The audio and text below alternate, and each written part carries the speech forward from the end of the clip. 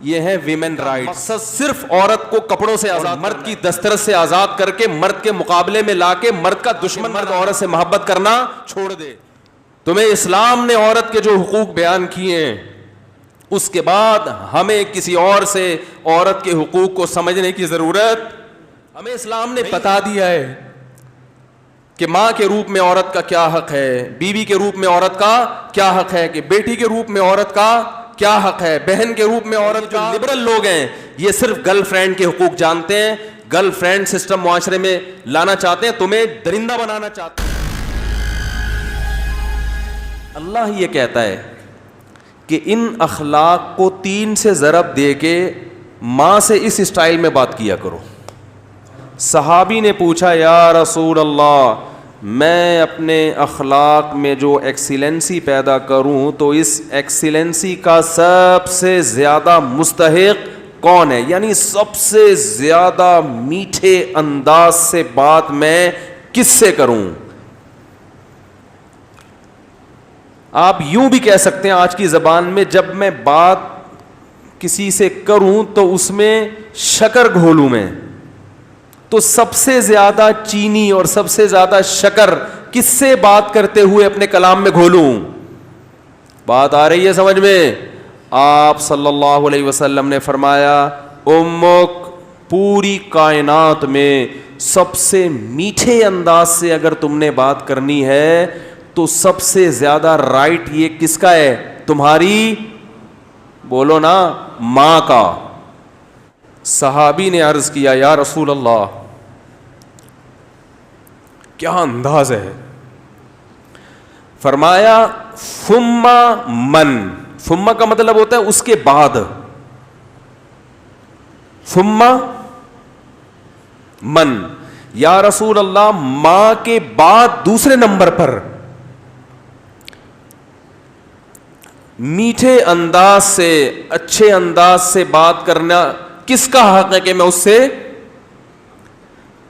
اچھے انداز سے بات کروں. ماں کے بعد, ماں کا تو پتہ چل گیا, دوسرے نمبر پہ جو میں سب سے بہترین اور مٹھاس کے ساتھ بات کرنی ہے, اخلاق میں ایکسیلنسی پیدا کرنی ہے, ماں کے بعد دوسرے نمبر پہ کون ہے وہ؟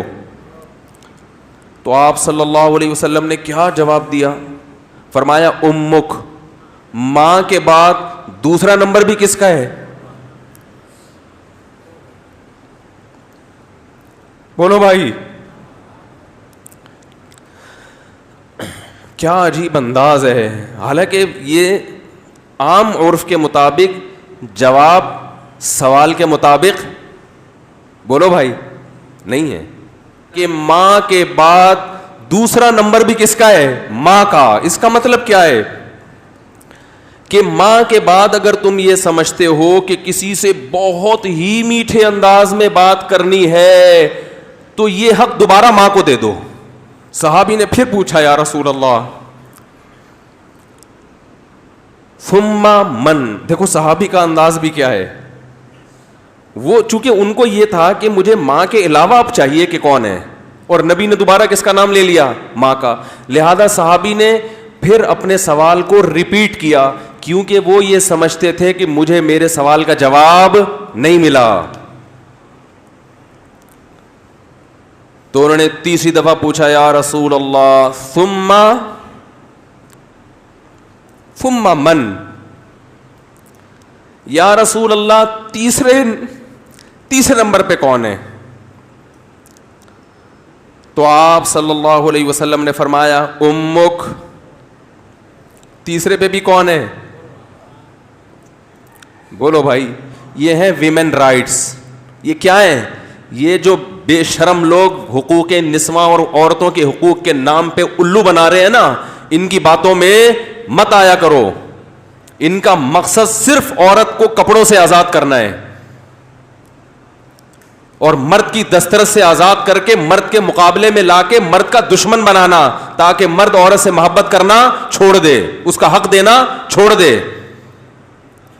تمہیں اسلام نے عورت کے جو حقوق بیان کیے ہیں اس کے بعد ہمیں کسی اور سے عورت کے حقوق کو سمجھنے کی ضرورت نہیں ہے. ہمیں کسی لبرل سے, کسی حکومت سے کسی ویمن رائٹ سے کسی سے ہمیں سمجھنے کی ضرورت نہیں ہے. ہمیں اسلام نے بتا دیا ہے کہ ماں کے روپ میں عورت کا کیا حق ہے, بیوی کے روپ میں عورت کا کیا حق ہے, کہ بیٹی کے روپ میں عورت کا کیا حق ہے, بہن کے روپ میں عورت کا کیا حق ہے. اور یہ جو لبرل لوگ ہیں یہ صرف گرل فرینڈ کے حقوق جانتے ہیں, گرل فرینڈ سسٹم معاشرے میں لانا چاہتے ہیں, تمہیں درندہ بنانا چاہتے ہیں, تمہیں زانی بنانا چاہتے ہیں, تمہیں بدکار بنانا چاہتے ہیں. ان کا کوئی فیملی سسٹم نہیں ہے. جو قوم نکاح کی قائل نہ ہو ان کے ہاں ماں بہن بیٹیاں ہوتی ہیں. ماں بہن بیٹی, بھابھی چچی خالہ ممانی مامی پھپھی, یہ رشتے تو شادی بیاہ کے نتیجے میں وجود میں آتے ہیں. اولاد ہوتی ہے تو یہ رشتے وجود میں آتے ہیں. پھر ان رشتوں کا پاس رکھنے کا حکم دیا گیا ہے. جن قوموں میں ہر رشتے ہی نہیں ہے تم ان سے سیکھ رہے ہو کہ عورت کے حقوق ہمیں بتاؤ. تو آپ صلی اللہ علیہ وسلم نے کیا فرمایا؟ تیسرے نمبر پہ کس کا حق ہے؟ بولو بھائی, ماں کا. پھر صحابی نے پوچھا ثم من, اس کے صحابی بھی پوچھتے جا رہے ہیں, دیکھو رک نہیں رہے, کیونکہ ان کے سوال کا جواب مل نہیں رہا کہ یا رسول اللہ آپ ماں کا تذکرہ ختم کریں گے تو پتہ چلے گا کہ ماں کے بعد کس کا حق ہے. تو آپ صلی اللہ علیہ وسلم نے ارشاد فرمایا ثم ابوک.